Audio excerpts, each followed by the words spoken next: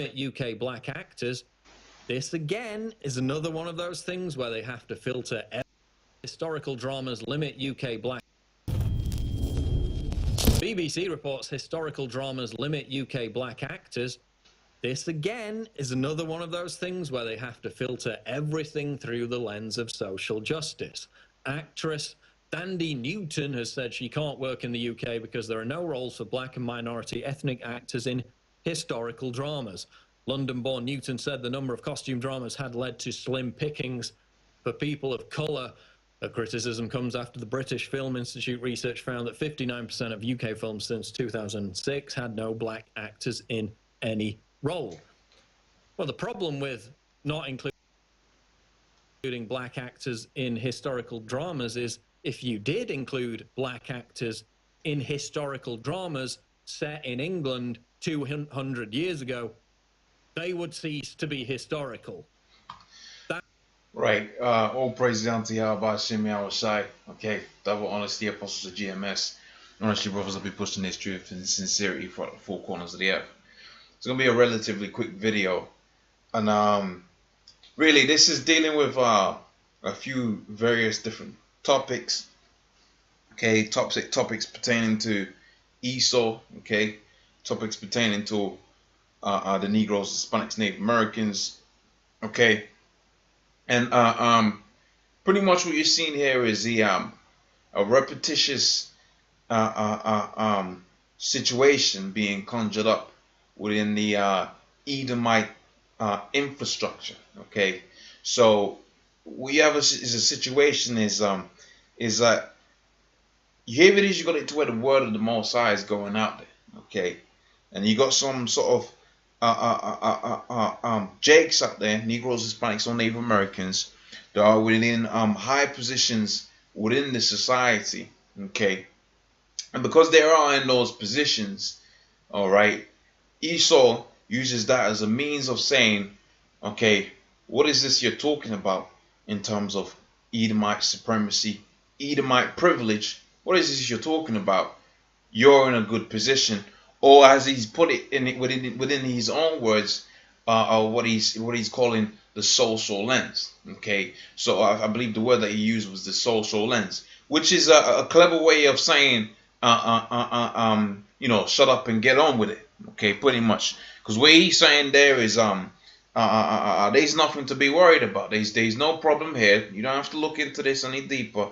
Okay, there's no problem here, because guess what? You're already in them particular situations, and as he's mentioned in the history, okay, you know had it to where you had Negroes within Europe prior to 200 years ago, etc., etc. Okay, so first and foremost, historically speaking, that's incorrect. Okay, maybe more so, maybe 200 years ago. Okay, because we know that Esau came into prominence around about the 1600s. Okay, but if they did a timepiece on the Tudors, okay, you had a timepiece on the Tudors, then you would find out that those accurate timepiece on the Tudors, then you would find out that those people wouldn't have been a people of color. Okay, you do a timepiece of any time of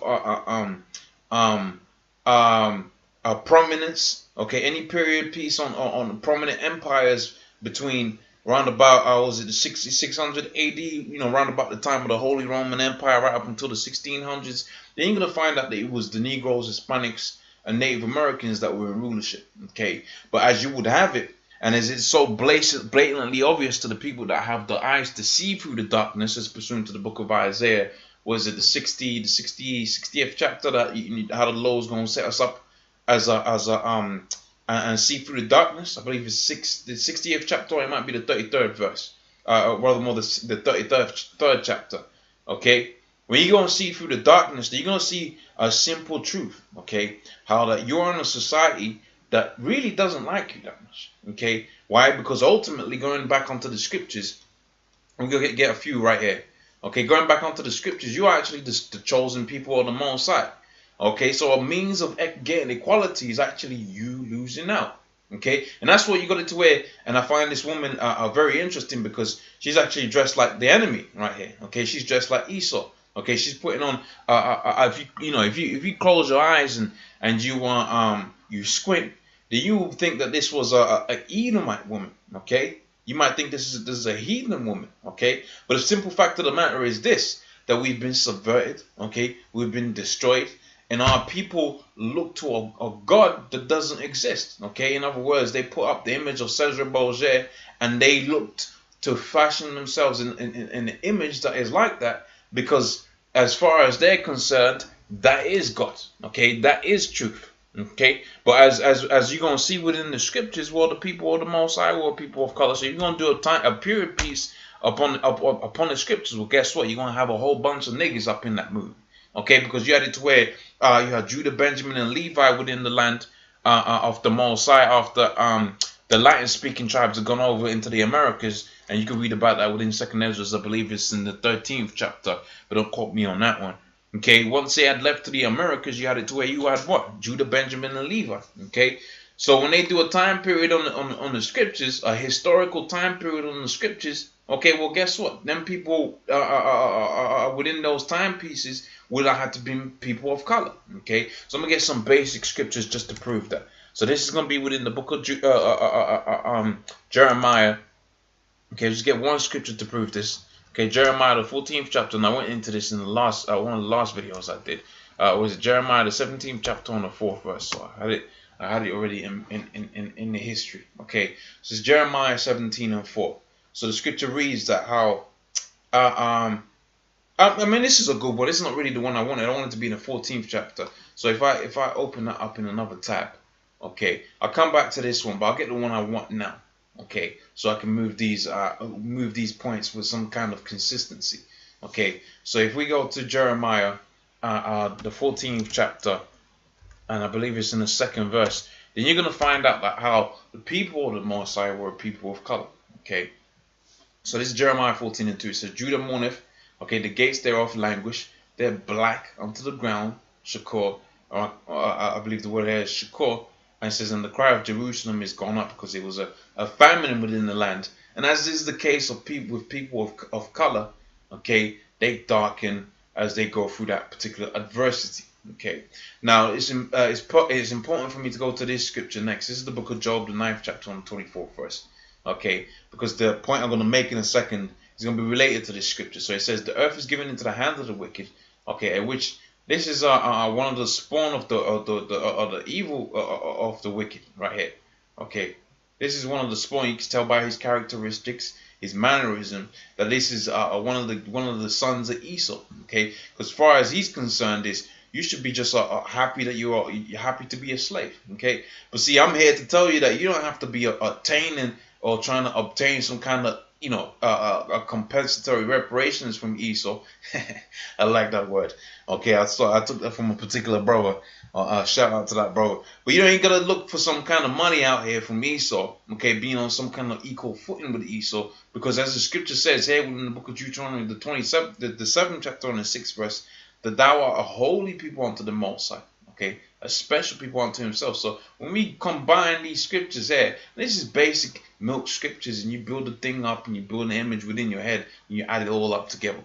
That's how you learn, you know. So here it is, we're going in Jeremiah the 14th chapter on the 2nd verse, and tells you that the Judah, okay, talking about all the Judah, Benjamin, and Levi, they are people of color.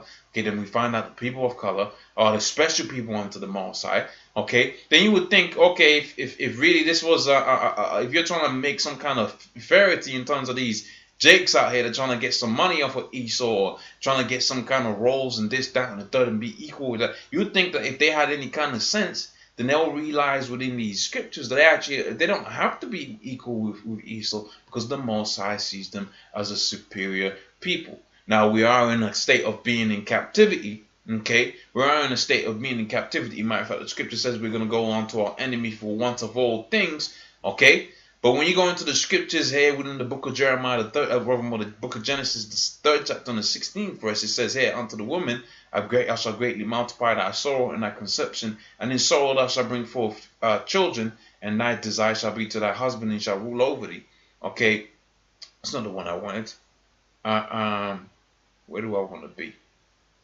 There we go. I want it to be in the 15th chapter. So it says, I'll put enmity between between thee and the woman.